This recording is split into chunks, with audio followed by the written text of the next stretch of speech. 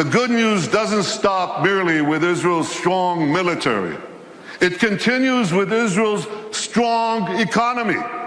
It's a tremendously strong economy. And I'll tell you, we made it stronger by moving Israel to free market principles, which unleashed the spark of genius embedded in our people into innovation, entrepreneurship. And there's a revolution taking place. This couldn't happen at the better time. Look at the 10 leading companies in 2006. 5 energy companies, one IT company, Microsoft. And a mere 10 years later, 2016, a blink of an eye in historical terms, it's completely reversed. 5 IT companies, 1 energy company left. The true wealth is in innovation. You know these companies, Apple, Google, Microsoft, Amazon, Facebook. Guess what? They all have research centers in Israel. All of them. Major research centers. And they're not alone. There are hundreds more. And there's a reason. Something is going on. It's a great change. It's, you want to hear jargon? It's one sentence. This is a terrible sentence, but I have no other way to say it. It's the confluence of big data, connectivity, and artificial intelligence. Okay? Did you get that? Yeah. You know what that does?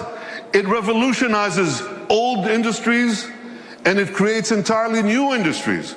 So here's an old industry that Israel was always great in, agriculture. We're always good in agriculture. But now we have precision agriculture. You know what that is? See that drone in the sky? He's connected to a big database.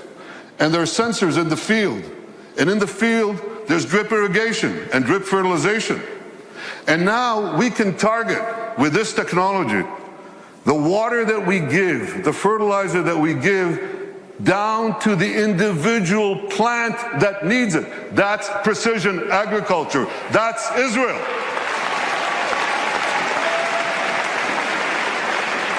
Unbelievable. You know, we were always good in water. I want you to see how good we are. So we recycle almost 90% of our wastewater. The next country with less than 20% is Spain. You can see how Israel, what it does for water, what it does for the environment.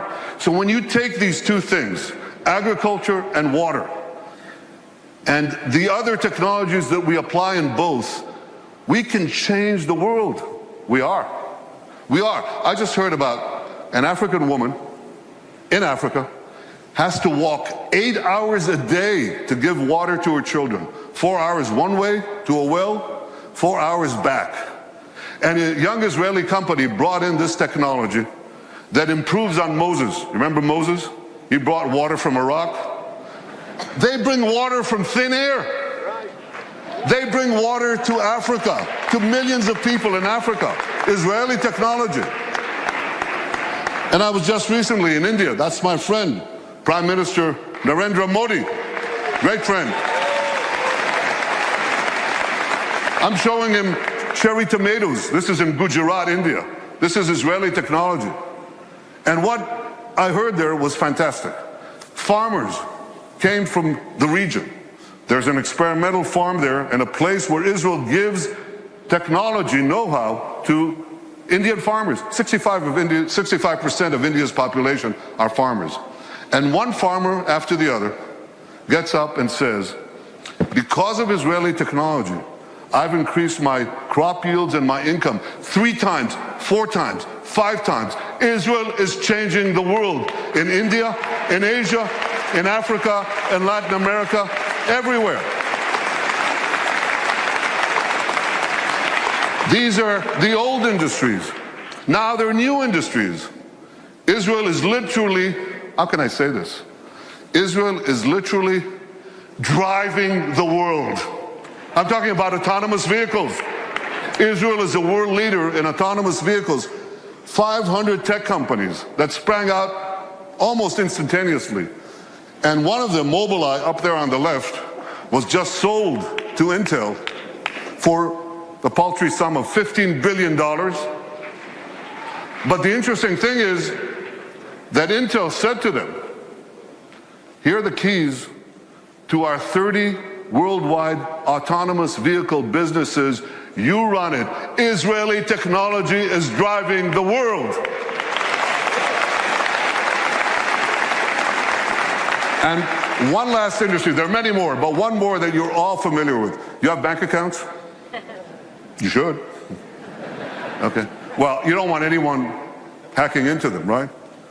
Or into your cars, or into the planes you ride. You need cyber security. Everybody needs cyber. Israel has become a world leader in cyber security. Look at how much they invest in the hundreds of Israeli startup companies, tremendous companies. But here's another factor that you should know. Israel's population is how much? Who knows? Class? 8 million. It's closer to 9, but it's about between 8 and 9 million. That's correct. And what percentage of that is of the world's population? Oh, come on. It's 1/10 of 1%.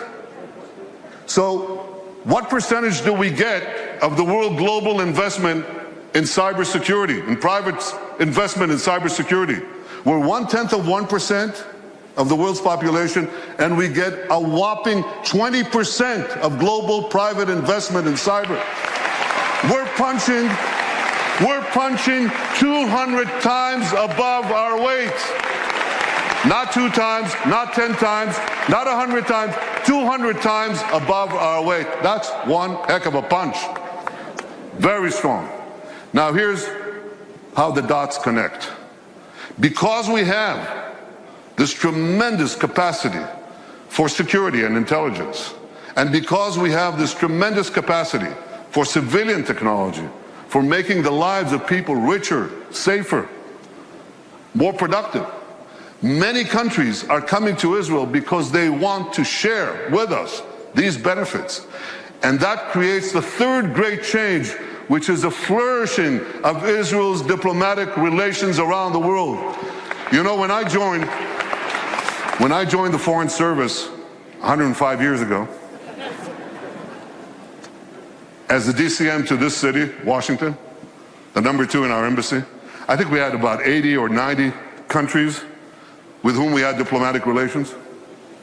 Now the number is 160, and there are very few countries left. By the way, what are we doing with Greenland?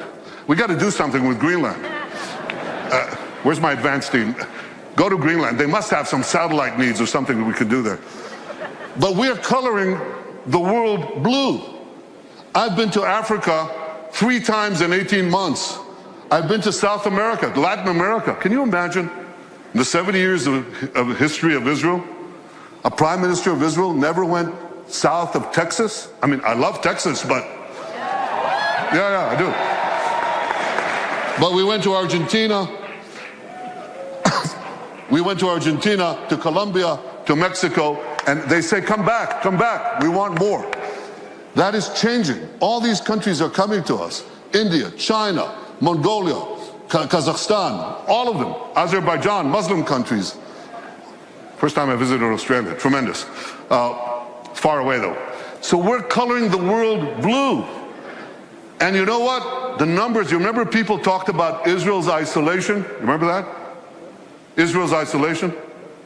Pretty soon, the countries that don't have relations with us, they're going to be isolated.